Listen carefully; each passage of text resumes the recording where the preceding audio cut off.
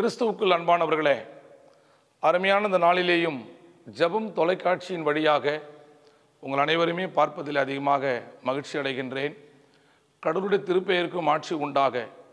வடமதுரை உருசேகரம் தென்னிந்திய திருச்சபை காபிரியல் ஆலயத்தின் வழியாக இந்த நிகழ்வை நாங்கள் ஏற்படுத்தியிருக்கின்றோம். என்னுடைய பெயர் டாக்டர் டி சார்லஸ். இந்த திருச்சபையில் நான் திருப்பணி ஆற்றி கொண்டிருக்கின்றேன்.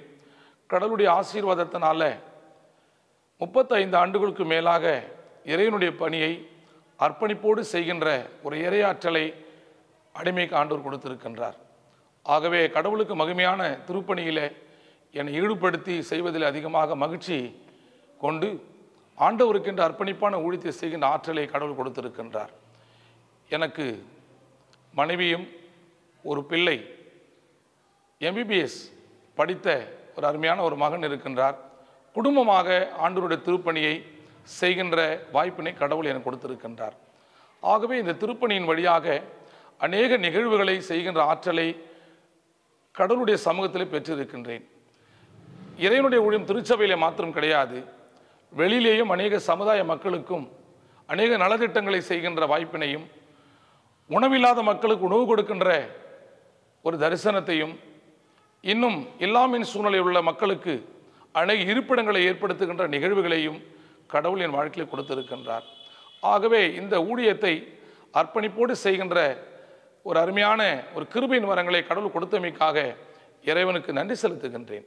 இப்பொழுதும் இந்த அருமையான ஜெபம் தொலைக்காட்சியின் வழியாக உங்கள் அனைவருக்குமே தெரிவிக்க வேண்டிய நிகழ்வு என்னவென்று சொன்னால், கடந்த நாட்களில் 2024ஆம் ஆண்டில் மிக சிறப்பான முறையில் கிறிஸ்து பிறப்பின் நாளை மிக விமர்சையாக கொண்டாடக்கூடிய வாய்ப்புகளை கடவுள் நம் வாழ்க்கையில் கொடுத்திருக்கின்றார். ஆகவே இறைவனுக்கு நன்றி செலுத்துகின்றேன். எல்லா திருச்சபைகளிலேயும் எல்லா விதமான கிறிஸ்துவ மக்களும் ஆண்டவரை போற்றுகின்ற வகையில் அந்த கிறிஸ்துமஸ் நிகழ்வினை செய்தார்கள். அதிக மகிழ்ச்சி அடைகின்றேன். அருமையான இப்படிப்பட்ட தொலைக்காட்சியின் வழியாக கூட இப்படிப்பட்ட நிகழ்வுகளை ஒளிபரப்பி காட்டினார்கள். இது அநேக உள்ளங்களை பூரிப்படைய செய்தது. அதை தொடர்ந்து இந்த வருகின்றதான வாரத்திலேயும் மிக சிறப்பான முறையில் 2025ஆம் ஆண்டுக்குண்டான புதிய வருட நிகழ்வினை கடவுளுடைய மேன்மையான ஆசீர்வாதத்தோடு கொண்டாடக்கூடிய அன்பின் அருளை கடவுள் நமக்கு கொடுக்க போகின்றார். 2025ஆம் ஆண்டு நிச்சயமாகவே அனைத்து மக்களுக்கும் மிக ஆசீர்வாதமாக விளங்குவதற்கு நாமே அர்ப்பணித்து கிறிஸ்தவ மக்கள், ஊழியக்காரர்கள், திருப்பணி செய்கின்ற அனைத்து மக்களுமே அப்படிப்பட்ட நிறைவான ஊழியத்தை செய்ய ஜெபத்தோடு தம்மை அர்ப்பணிக்க நாம் அழைக்கப்படுகின்றோம். ஆகவே அந்த 2025ஆம் ஆண்டு நம்முடைய இந்திய தேசத்திற்கும் நம்முடைய தமிழ்நாட்டிற்கும் மிக சிறப்பாக விளங்க கடவுள் நமக்கு அருள் செய்வாராக. நம்மை ஆண்டு கொண்டிருக்கின்றதான இந்த தேசம் கிறிஸ்தவ தேசமாய் மாற வேண்டும், கிறிஸ்துவின் அன்பின் உறவிலே வளர வேண்டும், வாழ வேண்டும் என்கின்ற ஒரு இருதய பாரத்தோடு திருப்பணி செய்ய நாம் அழைக்கப்படுகின்றோம். கடவுளுடைய ஆற்றலை கடவுள் கொடுத்திருக்கின்றார். ஊழியக்காரர்களுக்கு, இறை மக்களுக்கு கொடுத்திருக்கின்றார். கடவுள் சொல்லுகிற பிரகாரம் நம்முடைய வாழ்வை அர்ப்பணிக்க நாம் அழைக்கப்படுகின்றோம். 2025ஆம் ஆண்டில் கடவுளுடைய மிகப்பெரிய ஒரு ஆசீர்வாதம் நமக்கு மிக அழகாக கொடுக்கப்படுகின்றது. அவற்றில் என்னோடு கூட கடவுள் இடைப்பட்ட வார்த்தை என்னவென்று சொன்னால், அன்னை மரியாளுக்கு ஆண்டவராக இயேசு கிறிஸ்து சொல்லுகின்றதான திருவார்த்தை யோவான் சுவிசேஷம் 2வது அதிகாரம் 5வது வசனத்தில், அங்கே திராட்சரசம் குறைவாக இருக்கும் பொழுது அன்னை மரியாள் போய் இயேசுவிடத்தில் போய் சொல்லுகின்றார்கள். அப்படி சொல்லும் பொழுது அங்கே இயேசுவானவர் என் வேலை இன்னும் வரவில்லை என்று சொன்ன மாத்திரத்தில் அன்னை மரியாள் சீடர்களுக்கு சொல்லுகின்ற வார்த்தை, அவர் உங்களுக்கு என்ன சொல்லுகிறாரோ அதன்படி செய்யுங்கள், அவர் உங்களுக்கு என்ன சொல்லுகிறாரோ அதன்படி செய்யுங்கள் என்று சொல்லி மிக அழகாக சொல்லுகின்ற வார்த்தையை கேட்டு சீடர்கள் எல்லாரும் ஒன்றிணைக்கப்பட்டு இயேசுவானவர் சொல்லுகின்ற வார்த்தைக்கு உட்பட்டு அங்கே தண்ணீரை நிரப்பும் பொழுது ஆண்டவர் மிக அழகாக அற்புத நிகழ்வை செய்கின்ற ஒரு வாழ்வினை நம்மால் புரிந்து கொள்ள முடிகின்றது. இவைதான் 2025ஆம் ஆண்டில் நமக்கு இறை வார்த்தையாக அடிமையின் வழியாக கொடுக்கப்படுகின்ற வார்த்தை.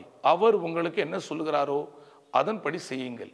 செய்யும் பொழுது ஆண்டவராக இயேசுவானவர் நம்முடைய வாழ்க்கையில் நிறைவான காரியங்களை, பூரிப்பான காரியங்களை, மகிழ்ச்சியான காரியங்களை, ஆசீர்வதிக்கப்பட்ட காரியங்களை நம் வாழ்க்கையில் பெற்றுக்கொள்ள முடியும். ஆகவே ஆண்டவர் இவ்விதமான ஆசீர்வாதத்தோடு 2025ஆம் ஆண்டில் கடவுள் நம்மை நடத்த ஆண்டோட சமூகத்தில் என்னை நான் அர்ப்பணிக்கின்றேன். என் ஜெபத்தில் அனைவரையும் நான் வைக்கின்றேன். கடவுள் அப்படியே உங்களை ஆசீர்வாத பாதையிலே நடத்துவாராக. அதை தொடர்ந்து இவ்விதமான காரியங்களை உங்கள் வாழ்வில் அர்ப்பணிக்கும் பொழுது, யோபுவின் வாழ்க்கையில் எல்லாவற்றையும் இழந்த பொழுது அவன் தன்னுடைய வாழ்க்கையில் ஒன்றுமே இல்லை என்று சொல்லி ஏக்கத்தின் பாதையில் உயிரை மாய்த்து கொள்ளலாம் என்கிறதான தோற்றத்தின் சூழ்நிலையில் உலகம் வெறுத்த போது, நண்பர்கள் புறக்கணித்த போது, தன்னுடைய சொந்த மனைவியாக அவர்களை வெறுத்த பொழுதும் கர்த்தர் கொடுத்தார், கர்த்தர் எடுத்தார், கர்த்தருடைய நாமத்துக்கு ஸ்தோத்திரம் என்று சொல்லி சொன்ன அந்த வார்த்தை நிமித்தமாக பிற்பாடு உள்ள வாழ்க்கையை யோபுவுக்கு ஆண்டவர் எப்படி ஆசீர்வதித்து கொடுத்தார். எண்ணி முடியாத அதிசயங்களை உன் வாழ்க்கையிலே செய்வேன் என்று சொல்லி ஆண்டவராகிய கடவுள் யோபுவுக்கு மிகப்பெரிய எண்ணி முடியாத அதிசயங்களை செய்தார். அவ்வார்த்தையின் பிரகாரமாய் கூட கடவுள் நிறைவாக 2025ஆம் ஆண்டில் நிறைவின் வாழ்க்கையை எண்ணி முடியாத அதிசயங்களை இயேசு அவனுடைய வார்த்தை கேட்கும் பொழுது ஆண்டவர் வாழ்க்கையிலே செய்ய நல்லவராய் இருக்கின்றார். ஆகவே 2025ஆம் ஆண்டு நம்முடைய வாழ்க்கையில் மிக பிரகாசிக்கின்ற ஒரு ஆண்டாய் இருக்க நான் மன்றாடுகின்றேன். கடவுள் உங்களை எல்லாரையும் வழிநடத்துவாராக. நம்முடைய இந்திய தேசத்தை ஆண்டு கொண்டிருக்கின்ற பிரதமருக்காக, ஒவ்வொரு அரசாங்க அதிகாரிகளுக்காக ஜெபிக்க நாம் அழைக்கப்படுகின்றோம். தமிழ்நாட்டை ஆண்டு கொண்டிருக்கின்ற நம்முடைய முதல்வர் மு.க. ஸ்டாலின் ஐயா அவர்களுக்காக ஜெபிக்க நாம் அழைக்கப்படுகின்றோம். அவர் தலைமையின் கீழ் இருக்கின்றதான ஒவ்வொரு நிறுவனத்திற்காக ஜெபிக்க அழைக்கப்படுகின்றோம். தேசம் ஆசீர்வதிக்கப்படுவதற்கு கிறிஸ்துவ மக்களாகிய நாம் ஒவ்வொரு நாளும் இறைவேண்டலிலே நம்மை முழுமையாக அர்ப்பணிக்க அழைக்கப்படுகின்றோம். ஆகவே ஜெபத்தோடும் அர்ப்பணிப்போடும் இருக்க கடவுள் நமக்கு அருள் செய்வாராக. தொடர்ந்து ஆண்டவருடைய கிருபையினாலே ஒன்றிணைப்பின் வாழ்க்கையிலே அருமையாக ஆதியாகம புஸ்தகம் 33வது அதிகாரம் 10வது வசனத்தில் மிக அழகாக சொல்லப்படுகின்றது. சகோதரத்துவத்தின் ஆசீர்வாதத்தை ஆண்டவர் அழகாக கோடிட்டு காட்டுகின்றார். ஈசாக்குக்கு பிறந்ததான 2 பிள்ளைகள் ஏசாவும் யாக்கோபும் பிரிவினின் சக்தியில் பிரிந்து போகும் பொழுது அவர்களை ஒன்றிணைக்கின்ற சூழல் கடவுளுடைய தன்மையிலே கிடக்கின்றது. நீண்ட நாட்களுக்கு பிறகு இருவருமே ஒன்றாக இணைகின்றார்கள். இணையும் பொழுது ஒருவர் கட்டி அணைத்து முத்தமிட்டு தன்னுடைய உறவுகளை பலப்படுத்துகின்றார்கள். 2025ஆம் ஆண்டிலே கடவுள் இப்படிப்பட்ட நன்மையான காரியங்களை, ஒன்றிணைப்பின் காரியங்களை செய்ய நல்லவராய் இருக்கின்றார். கலங்காதே, திகையாதே, என் குடும்பம் பிரிந்திருக்கிறது, நான் இப்படிப்பட்ட சூழல் இருக்கின்றேன், வருத்தத்தோடு வாழ்ந்து கொண்டிருக்கிறேன் என்று சொல்லி எண்ணுகின்ற இந்த ஆண்டிலே உன்னை ஆண்டவர் மகிழ்ச்சிக்குள்ளாய் ஆக்கின்றதான ஆண்டாக 2025ஐ மாற்றி கொடுக்க போகின்றார். எப்படி பிரிந்த குடும்பம் ஏசாவையும் யாக்கோவையும் ஒன்றிணைத்தாரோ அதே ஒன்றிணைப்பை ஆண்டவராகிய கடவுள் ஒவ்வொரு வாழ்க்கையிலும் செய்ய நல்லவராக இருக்கின்றார். ஆகவே நம்முடைய வாழ்க்கையில பிரிந்திருப்போம் என்று சொன்னால், ஒரு முகத்தை ஒருவர் பார்க்காமல் இருப்போம் என்று சொன்னால், இவற்றை நம் வாழ்க்கையில் சீர்திருத்திக் கொண்டு ஒன்றிணைப்பின் வாழ்க்கையில வாழ கடவுளை அழைக்கின்றார். பிரிந்த குடும்பங்களை ஒன்றிணைக்கின்ற கடவுள் நம்மோடு கூட இருக்கின்றார். என் அன்பிற்குரிய இறை மக்களே, இதை கேட்டுக்கொண்டிருக்கின்ற தேவ ஜனங்களே, கடவுள் உங்களையும் ஆசீர்வதித்து ஒன்றிணைப்பின் பாதையிலே நடத்த நல்லவராக இருக்கின்றார். லூக்கா சுவிசேஷம் 15ஆம் அதிகாரம் மிக அழகாக சொல்லப்படுகின்றது. மூத்த குமாரன் இளைய குமாரன் என்று சொல்லி, அதிலே தகப்பனுக்கு பிறந்த 2 பிள்ளைகள் பிரிவினின் சக்தியிலே இளைய குமாரன் தன்னுடைய சொத்தையெல்லாம் பிரித்து கொண்டு வெளிதேசத்திற்கு போய் அவன் கெட்டு போய் நாசம் அடைந்த பிறகு ஆண்டவர் நோக்கி பார்க்கின்றான். நான் பரத்துக்கு விரோதமாக, தகப்பனுக்கு விரோதமாக பாவம் செய்து விட்டேன் என்று சொல்லி அவனுடைய வாழ்க்கையில மனம் திரும்பி தன்னுடைய தகப்பனுடைய இல்லத்தை தேடி வருகின்றான். இல்லத்தை தேடி வரும்பொழுது கெட்டுப்போன அந்த இளையகுமாரனை தன்னுடைய தகப்பன் ஓடி வந்து கட்டி அணைத்து பெரிய ஒரு விருந்தை ஏற்பாடு பண்ணி அவனுக்கு உயர்ந்த வஸ்திரத்தை கொடுத்து மிக அழகாக அவனை ஆசீர்வாத பாதையில எல்லா உறவுகளுக்கும் அறிமுகப்படுத்தி மிகப்பெரிய ஒரு விருந்தை ஏற்படுத்துகின்றார்.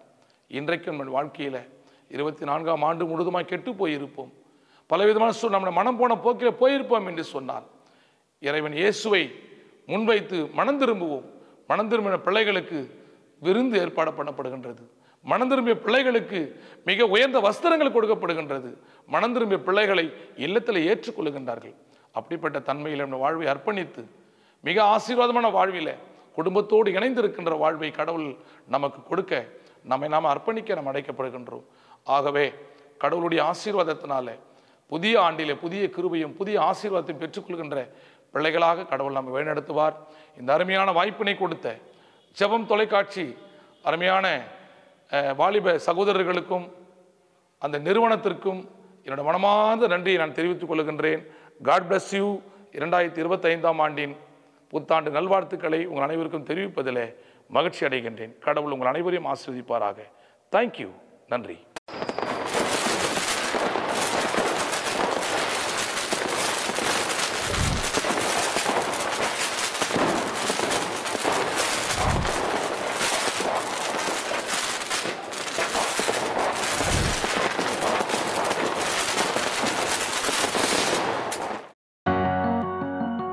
நீங்கள் பார்த்து கொண்டிருப்பது ஜெபம் பிளஸ் தொலைக்காட்சி. இனி எல்லாமே நமக்கு பிளஸ் தான்.